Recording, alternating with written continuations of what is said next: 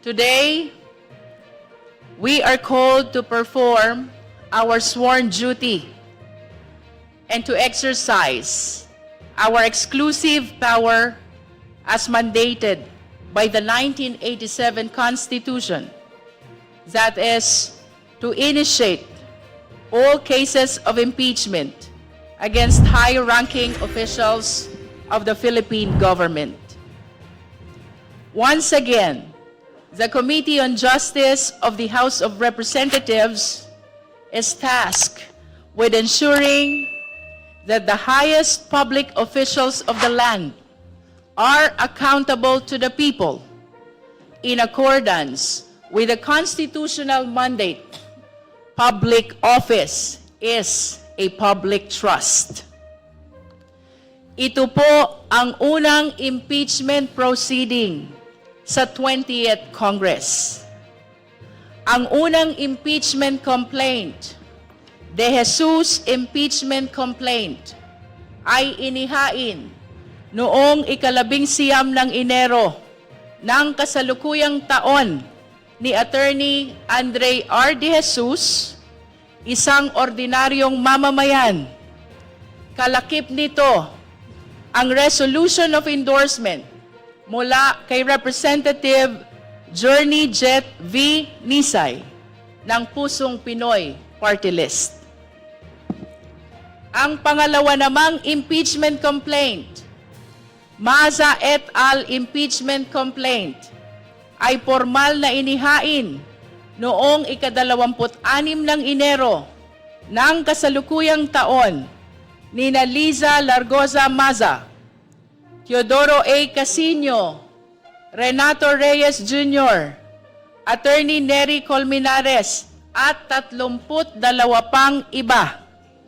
Kalakip nito ang endorsement mula kina Representative Antonio L.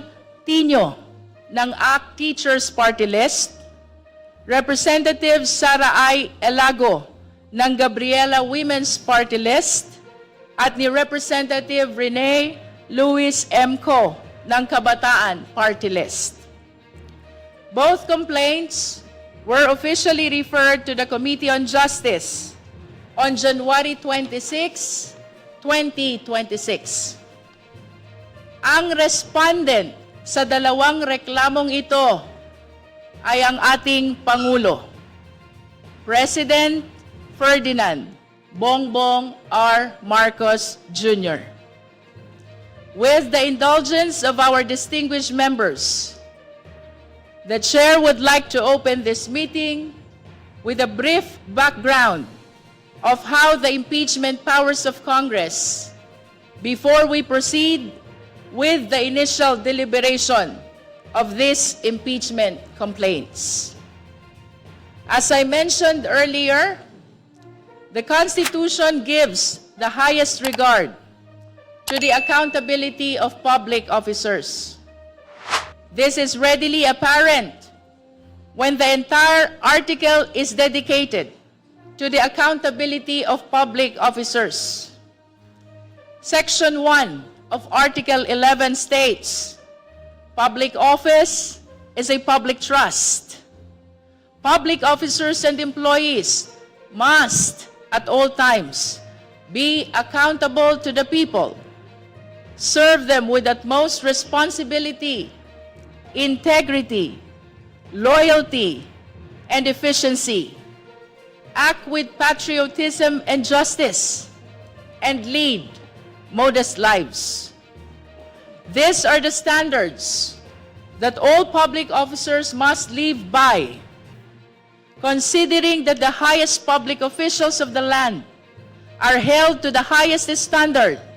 The Constitution provides for a special way of exacting accountability of said officials, and that is through the extraordinary action of impeachment.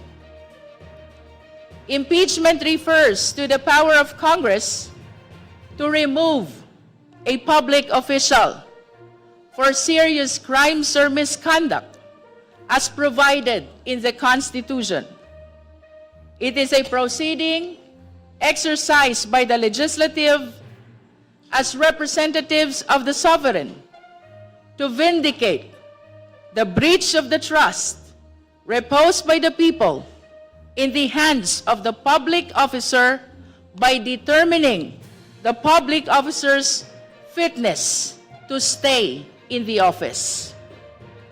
It is a process that is sui generis, or on a class by itself, since impeachment not only involves legal, factual, and constitutional questions, but it also has a political aspect, owing largely to the fact that it is the duly elected representatives of the people, the members of the House of Representatives, as well as the Senate, who are given the sole and exclusive power to initiate and ultimately decide all cases of impeachment. Lilinawin po natin, hindi lahat ng kawani ng gobyerno ay maaaring dumaan sa prosesong ito. Ang impeachment ay isang pambihirang kapangyarihan na nakalaan lamang para sa mga pinakamatataas na pinuno na itinalaga ng ating saligang batas. Under Section 2, Article 11 of the 1987 Constitution, the power of impeachment is limited to a specific and exclusive list of high-ranking officials. These are the only officials who can be removed through this process.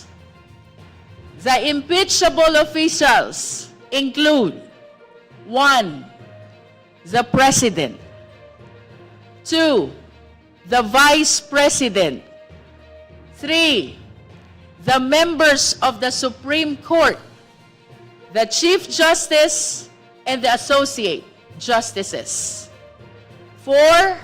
The members of the Constitutional Commissions. This include the Commission on Elections, the Commission on Audit, and the Civil Service Commission. 5. And the last is the Ombudsman. Again, the list is strictly exclusive. It also defines the grounds for which these officials may be removed from office. Specifically, 1. Culpable violation of the Constitution. 2. Treason. 3. Bribery. 4. Graft and corruption. 5. Other high crimes. And last, as number 6, betrayal of public trust. Section 3 of the same Article 11 of the Constitution outlines the procedure for impeachment from the filing of a complaint by a member of the House of Representatives or by any Filipino citizen to the actions to be taken by the House of Representatives and the Senate in initiating and trying the case for impeachment. The first paragraph of Section 3 states, the House of Representatives shall have the exclusive power to initiate all cases of impeachment. The term initiate has been further defined in the case of Francisco versus House of Representatives, where the Supreme Court held that initiation of impeachment proceedings takes place by the act of filing and referral or endorsement of the impeachment complaint to the House Committee on Justice.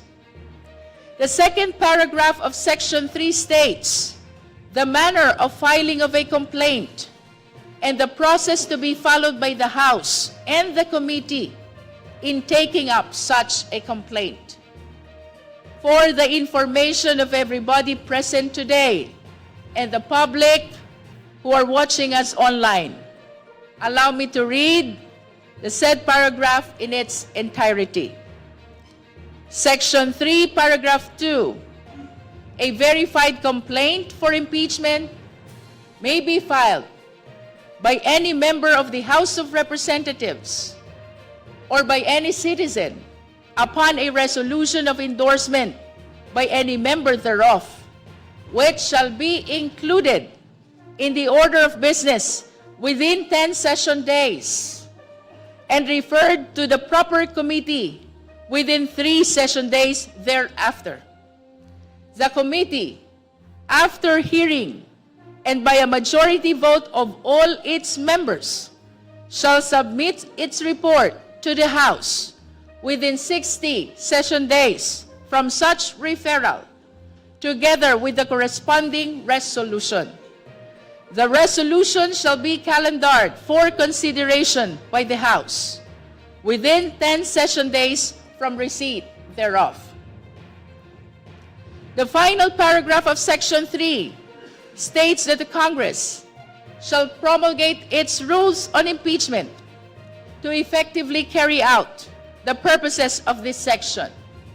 Thus, the rules of procedure on impeachment proceedings in the 19th Congress, which will govern our impeachment proceedings, was adopted for the 20th Congress on July 28, 2025, and was published on July 29, 2025 in the Philippine Star and the Manila Standard. Dahil ito ang unang pagpupulong ng komite tungkol sa impeachment complaints laban kay Pangulong Ferdinand Bongbong R. Marcos Jr., pagtuunan po natin ng atensyon ang mga probisyon ng saligang batas na ito.